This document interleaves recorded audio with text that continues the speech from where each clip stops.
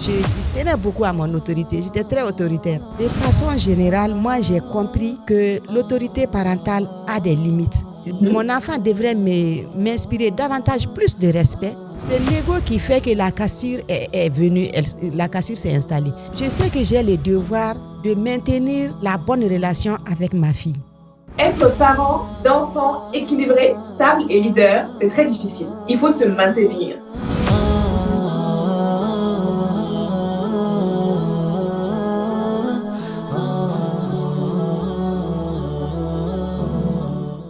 Quand les enfants deviennent grands, tout change. L'autorité va laisser la place à la confiance. Et le contrôle va laisser la place à la relation.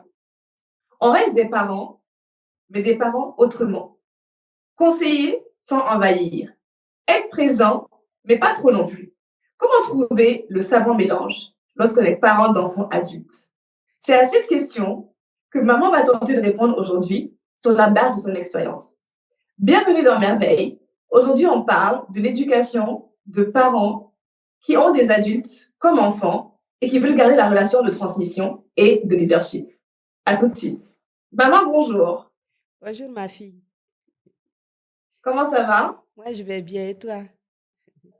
Moi, je vais bien aussi. Alhamdulillah. On le rappelle, aujourd'hui, on enregistre à distance. Donc, c'est pour ça que maman me demande comment je vais et qu'on est comme ça sur l'écran. On tient à garder ces moments avec vous de partage. Donc, même s'il n'est pas possible qu'on le fasse toutes les deux présentes, on continue. Et je profite aussi pour remercier maman, pour l'encourager, pour la féliciter, parce que là, elle réapprend des éléments digitaux, même pas réapprendre, elle les apprend avec la technique, les webcasts, l'enregistrement. Donc, maman, merci de faire l'effort pour nous. On en est vraiment très contents. Merci beaucoup, ma fille. On est toujours dans Merveille, votre podcast qui parle de leadership, qui parle de sagesse et surtout de comment on transmet ces deux éléments indispensables pour un être qui va impacter de mère en fille. Il y a quelques mois, je vais commencer par cette anecdote-là. Maman et moi, vous nous voyez comme ça, on s'entend très bien et c'est vraiment ce qu'on ressent l'une pour l'autre. Maman et moi, on reste des êtres humains, donc il y a des jours où la communication ne passe pas comme elle pourrait passer aujourd'hui. Donc, il y a quelques mois, on a eu une incompréhension sur un sujet. Donc, la communication n'est pas passée. On était à distance comme aujourd'hui. Et on était toutes les deux fâchées de notre côté. On va dire ça comme ça. Maman était fâchée, moi aussi. Et donc, quelques jours après, maman, qu'est-ce que tu as fait? Tu m'as envoyé un message. Et tu m'as dit, ma fille, bonjour. Tu m'as fait tes bénédictions comme d'habitude. Et tu m'as dit, il y a quelques jours, il s'est passé ça. Factuellement, ça et ça. Voici comment toi, tu t'es comporté. Voici comment moi, je me suis comportée. Et j'aimerais qu'on change ça et ça dans la relation. Et ça a été le début d'une nouvelle communication. Maman, est-ce que déjà en préambule, tu aimerais poser le cadre de cette discussion, de pourquoi tu as voulu ce thème, et ensuite on va étayer ce que je viens de commencer à dire. Parents, enfants, enfants, adultes, comment on communique avec eux? Merci beaucoup, ma fille. Et bienvenue dans l'épisode. Merci. Moi, la surprise était très grande pour moi. Puisque quand mes enfants partaient pour les études, c'était des adolescents. Et tous étaient adolescents quand ils me quittaient. Et quelques années après, mes enfants me reviennent. Cette fois-ci, je vois devant moi des adultes. Et moi, je voulais toujours continuer à être la maman des enfants. Mais puisque j'ai le bon flair, tout de suite, j'ai compris que ce n'est plus ce chemin. Attends. Prends une pause et puis vois un peu, revois les copies. C'est pas comme ça. Ouais. Donc, c'est tout de suite que je me suis ravisée. J'ai compris que ce n'est plus l'autorité, puisque moi, je tenais beaucoup à mon autorité. J'étais très autoritaire. J'ai compris que ce n'est plus l'autorité. Maintenant, c'était beaucoup plus le respect. La reconnaissance de l'autonomie des enfants. Et à chaque fois, je me disais, hey, fais attention. Hein. Ces enfants, ils ont vécu des années et des années très loin de toi. Pourtant, ils ont bien vécu. Pourtant, tu n'as pas eu de retour négatif. Donc, ça veut dire que Et maintenant, ce n'est plus de petits-enfants. Maintenant, ils ont leur autonomie, ce sont des adultes, ils ont leur vie. Maintenant, tu vas voir quelle interaction peut être entre vous. Et donc, c'est comme ça que je me suis faite une autre religion de mes rapports avec mes enfants. J'étais moins possessive. S'insinuer, non? Ça se dit, non? S'insinuer. Ça se dit, insinuer, oui, insinuer. Non, c'est pas insinuer. S'immiscer peut-être. J'étais moins présente. J'étais moins présente dans vos vies. Je vous attendais beaucoup plus. J'ai commencé par travailler un peu mon caractère par rapport à ça. Et aujourd'hui, honnêtement, je me félicite beaucoup. Je sais beaucoup écouter. Je sais beaucoup attendre. J'attends. Je prends moins d'initiatives par rapport à mes enfants. Je propose moins. J'écoute. Quand ils viennent à moi, je suis plutôt conseillère. Celui qui vient à moi, je suis disponible. Je ne suis pas avare du tout. Mais quand ils ne viennent pas, toujours fais ci, fais ça, ne fais pas ci, va à gauche, va à droite. J'ai vu que ce n'est plus ce qui s'y est. Il y a tellement de choses que je veux dire, sur lesquelles je veux rebondir, parce que tu as donné déjà des pépites. Maman, déjà, premièrement, là, j'ai le bon proverbe. J'ai vraiment le bon proverbe aujourd'hui. D'accord, vas-y. Quand on parle d'enfants adultes, parce que pour ceux qui ont raté, dans l'épisode d'avant, j'ai essayé un proverbe. Moi, m'a dit, c'est pas le bon proverbe. Ici, j'ai le bon. Mais c'est toi qui vas le donner. D'accord. Quand on parle d'enfants en Afrique, d'éducation et d'adultes, il y a un proverbe qu'on dit tout le temps. C'est lequel, maman? Voilà.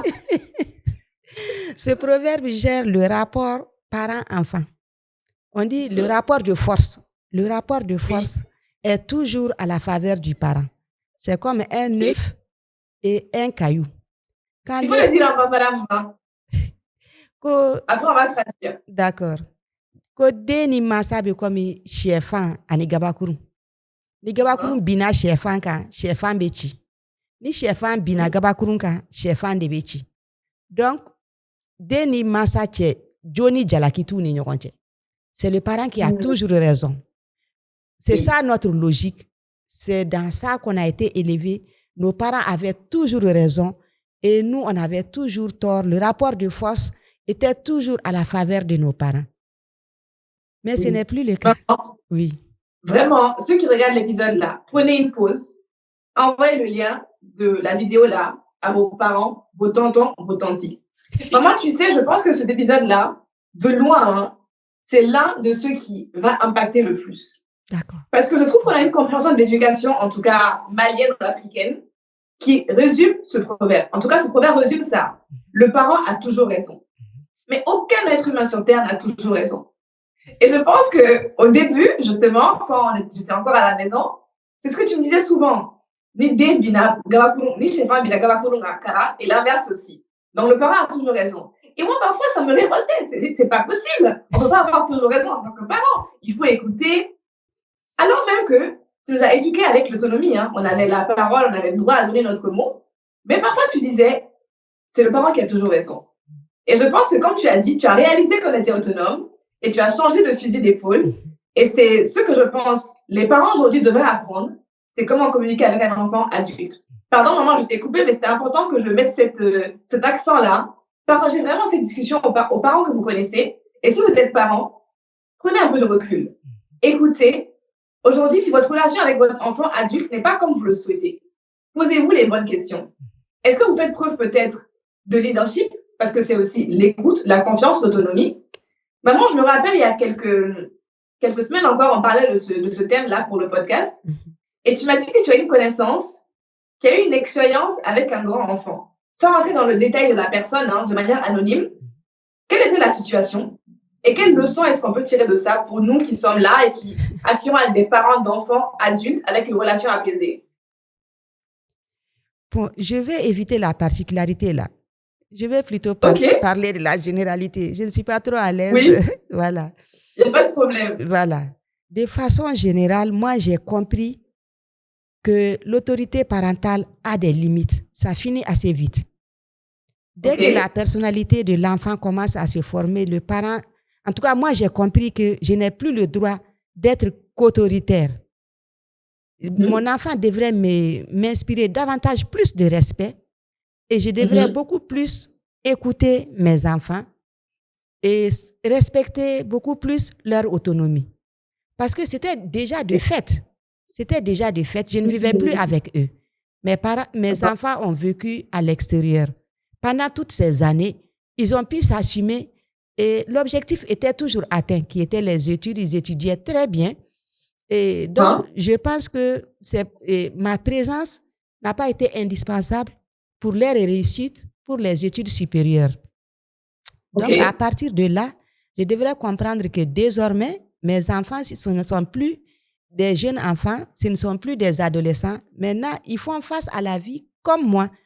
J'ai des adultes en face de moi, donc la relation, c'est entre deux adultes. Et ce switch-là, est-ce que tu as identifié un moment où tu t'es dit là, c'est maintenant. C'est maintenant ou jamais qu'il faut que je change ce qu'on m'a dit dans la société, comme quoi l'adulte a toujours raison. Il y a eu un événement. Comment un matin tu as pris cette conscience? Non, je suis allée dans la logique que une maman pour un enfant, c'est autre. Il n'y a pas d'antagonisme. Il n'y a pas d'antagonisme. C'est-à-dire, une maman et son enfant, la maman est tout. En Bamana, on dit Dembaye à Dogotudi. Buisson, tout est buisson dit. Oui. Tout, c'est buisson. Donc la maman est comme un buisson pour l'enfant, c'est ça? Exactement. Il peut se cacher, se réfugier. C'est là où l'enfant doit se réfugier, advienne que pourra. Que ce soit positif ou négatif, la maman a le devoir d'être là pour son enfant. Donc, et ce rôle-là n'est dévolu qu'à la maman.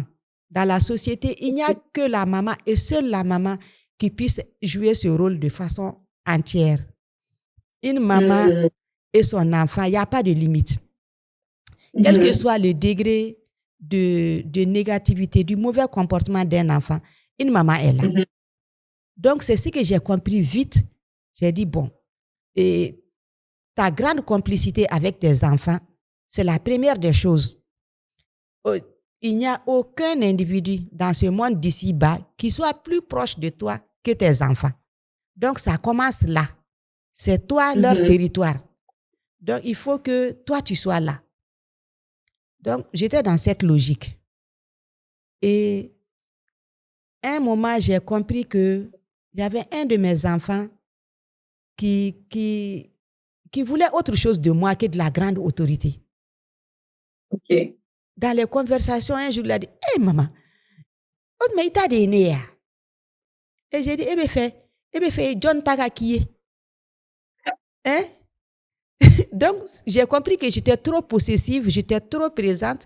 Il fallait prendre du recul, il fallait lui donner son autonomie. J'avais dépassé un peu mes limites. Et tout de suite... J'aime beaucoup maman. Excuse-moi, je te coupe pour traduire pour les francophones. D'accord. Ceux qui parlent pas bambara. OK. Cette phrase-là est très éloquente. Vous avez vu maman, quand elle est à l'aise, elle donne des proverbes dans toutes les phrases. Elle a dit, oh, ma étalée, mais... Donc, la personne a dit à ma mère, en l'occurrence son enfant, mais est-ce que tu penses que je t'appartiens? Ah bon? C'est vraiment, je ne suis pas ta possession, en fait. Voilà. Je ne suis pas ta propriété privée. Exactement. J'ai fait la bonne lecture de la situation. Tout de suite, j'ai pris du recul. J'ai lâché prise. Je l'ai géré comme une personne adulte et pas d'ascendance. Et finalement, lui aussi, il a compris que il a des limites que lui, il ne doit pas franchir. Il est revenu tout de suite en de meilleurs sentiments. Ça, c'est un point intéressant, maman, parce que je discute avec d'autres personnes qui n'ont pas cette relation avec leurs parents, leur maman. Imaginons que, justement, ce sont des enfants adultes, donc les parents aussi sont adultes, la relation est brisée. Elle est brisée parce que le parent sent qu'elle est des parents et lui, c'est le caillou. Quel que soit Alpha, il a raison. L'enfant, il a grandi, il est peut-être parti, il a voyagé, il a changé d'état d'esprit. Pour lui aussi, il est adulte, on doit le respecter. Il y a une cassure, maman, aujourd'hui. Qui fait le premier pas? Comment on fait pour se retrouver au milieu quelque part? En fait, tu m'aides beaucoup, je recule un peu. Quand je disais qu'en fait, la maman est le territoire de l'enfant, la maman est ce buisson dans lequel l'enfant doit se réfugier et tout. Et c'était pour dire ça. C'était pour dire exactement ce que tu viens de me demander. En fait, quel que soit le comportement, la cassure là, la maman doit éviter que ça s'installe. Ça ne doit pas s'installer. Advienne C'est que déjà là, pourra. on fait quoi? Hein? C'est déjà là, la cassure est là, qu'est-ce qu'on fait? Ah, tu l'enlèves tout de suite. C'est l'ego qui est l'ennemi. C'est l'ego That's qui the fait. point. C'est Exactement. l'ego qui fait que la cassure est venue, la cassure s'est installée. Toi, tu tais ton ego tout de suite. C'est ton enfant, il n'est pas ton esclave. C'est ton enfant, tu n'es pas supérieur à lui. S'il y a la grande incompréhension et que l'éveil de conscience ne vient pas de l'enfant, la sagesse voudrait que ça vienne de toi, la maman, dans la discrétion. Sagesse. Si toi, tu ne parles pas, personne ne saura que c'est toi qui as tué ton ego vis-à-vis de ton enfant, même si dans la société, tu ne dois pas le faire. C'est vrai. Voilà. Ça, c'est un bon point aussi. Hein. Merci, maman, pour cette pépite. Tu peux ou vous pouvez renouer avec vos enfants sans qu'on sache que c'est vous qui avez fait le premier pas. Oui. Et tout le monde gagne. Tu n'as pas de compte à rendre à quelqu'un. Hein? C'est vrai. C'est ça. C'est vrai. C'est ça. Merci, maman. Vraiment, prenez une pause. Envoyez cette vidéo aux gens que vous connaissez, que vous aimez, pour lesquels vous voulez avoir des relations apaisées. Maman, ce qu'elle donne là, et merci encore de faire ça avec une telle générosité, ce sont des expériences de vie. Elle a vécu ça. Et j'ai commencé le podcast avec notre histoire. Maman, j'aimerais qu'on revienne un peu sur ça. Donc, on a eu cette discussion, on a eu peut-être cet échange où on n'a pas su se comprendre au début. Tu as pris sur toi. Quelques jours après, tu m'as envoyé ce vocal-là en me disant, il s'est passé ça et ça et ça. Voici ce que je n'ai pas apprécié. Voici là où j'ai tort. Voici là où tu as tort. Et en tant que personne équilibrée, personne leader que je veux que tu sois, voici le comportement que j'attends d'une leader. Et suite à ça, bien sûr, le retour, je ne l'ai pas apprécié. Je vais être honnête. Je ne m'attendais pas à ça. Et j'ai pris le temps. J'ai pris quelques minutes pour réfléchir à la réponse. Et après, on s'est appelé, on a discuté. Mais je me suis dit que c'est d'ailleurs là où on avait pensé à faire ce thème-là, que c'est un processus qui ne coule pas de source. Quand on est éduqué en Afrique, on n'a pas cette propension à aller vers l'enfant en disant, OK, il s'est passé ça, comment on gère? Maman, moi, j'aimerais bien que tu nous expliques la discussion qu'on a eue ce jour-là. Ça t'a dérangé. En tout cas, quand on ne s'est pas compris, ça t'a dérangé. Quelles étaient tes réflexions à ce moment quand tu t'es dit, là, ça s'est mal passé, il faut que je dise ça à ma fille pour qu'on en discute? Oui, parce que je sais que j'ai le devoir de maintenir la bonne relation avec ma fille. Et ce qui vient de se passer, si je laisse ça comme ça va entacher ma relation. Tout au plus, de temps en temps, ça va me revenir et ça va m'irriter. Donc, pour me soigner, pour sortir de ça, pour être résiliente et vraiment dépasser ça et gommer ça de ma vie, tu vas me demander de rappeler tout de suite ce qui s'est passé entre nous. Je ne pourrais pas. J'ai oublié 100%. Donc, pour évacuer ça, il fallait que je revienne à toi. Te dire ma logique sur la question. C'est que mon analyse de la chose, là où j'ai tort, quand je t'ai dit que j'ai la capacité de sortir des situations. Je suis sortie de la situation, j'ai géré Diko Mariam et sa maman. Et là où la maman avait tort, j'ai vu. Là où Diko Mariam ne devrait pas du tout, j'ai vu aussi. Et mes propositions, je les ai consignées dans le vocal que j'ai envoyé. Puisque l'objectif, c'est vraiment qu'il n'y ait pas cette cassure. Pas question, il ne faut même pas y penser, à plus forte raison que cela s'installe entre nous. Donc pour moi, la solution, c'était ça. Et je suis passée par là. Et j'ai été résiliente. Aujourd'hui, j'ai oublié 100%. Je ne me rappelle plus qu'est-ce qui s'était passé entre nous. Je ne me rappelle plus. Aucune souvenance. Pour être honnête, moi non plus, il faut que je réfléchisse pour m'en rappeler. Je m'en rappelle parce que je suis très mémoire. Mais pour m'en rappeler, il faut quand même quelques secondes. OK. Maman, ça fait longtemps que je te dis que tu as ce don-là. Ça fait 30 ans que tu accompagnes des gens à titre complètement bénévole. Mais là, vraiment, je sens que tu es vraiment devenue coach. Pour ceux qui ne savent pas, j'en profite. Maman s'est formée au coaching parce qu'elle a à cœur d'avoir des outils qui sous-tendent tout ce qu'elle dit là pour encore mieux être précise, concise dans ce qu'elle dit, ce qu'elle partage de ses expériences. Maman, tu as dit une phrase très intéressante. Tu as dit, quand j'ai parlé de ça à Dico Mariam, c'était pour me guérir. Parce que, chers parents, je vous le dis, hein, quand vous gardez ça en vous, ou enfants d'ailleurs, ça vous fait du mal. Quand la relation est brisée, quand la communication n'est pas là, quand votre ego prend le dessus quelque part, oui, l'enfant, vous pensez que l'enfant a ce message de c'est moi le patron, mais vous en souffrez. Vous y pensez les soirs quand vous vous couchez.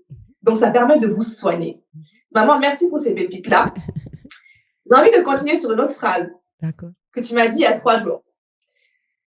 Et tu as dit ceci, tu m'as dit être parent d'enfants équilibrés, stables et leaders, c'est très difficile. Il faut se maintenir. Tu as dit il faut se maintenir. Oui. Maman, déjà, dis-nous qu'est-ce qui a inspiré ça? Et si tu penses être dans ce cas-là, toi, comment tu te maintiens? Parce que de nature, je n'aime pas perdre la face. Et Ok. chez moi, j'ai pu me forger une telle personnalité qui a inspiré beaucoup de respect de toute la famille vis-à-vis de ma personne. Maintenant, les enfants, en grandissant, m'ont attrapé. Et au fur et à mesure, vu que mes enfants ont eu plus de chances que moi de faire d'autres études, de se frotter à d'autres cieux, mes enfants m'ont dépassé. Je l'ai reconnu. Mais il faut que je me maintienne pour que je ne reste pas à la traîne. Et là, il me faut être très, très sereine, très vigilante. Et oui, je suis vigilante. Hein. Je suis vigilante, je suis sereine et j'ai tout de suite la capacité de retenir mon enfant. Chaque fois qu'il veut me dépasser, je te retiens tout de suite. Et comment tu nous retiens? Dis-nous.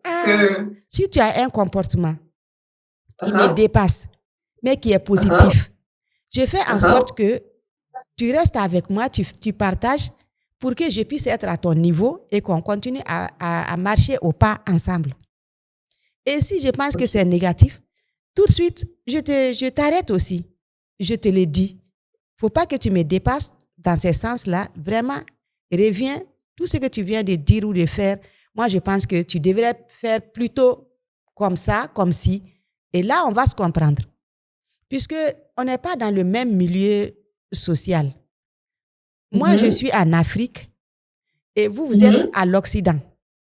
Donc, ce n'est pas les mêmes comportements, ce n'est pas les mêmes comportements, ce n'est pas les mêmes conceptions de la vie. Moi, je suis obligée souvent d'avaler des comportements qui, si c'est en Afrique ici, je ne l'allais jamais faire.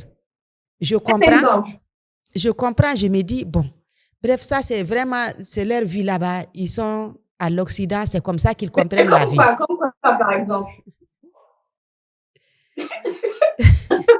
Il y a des écarts de langage.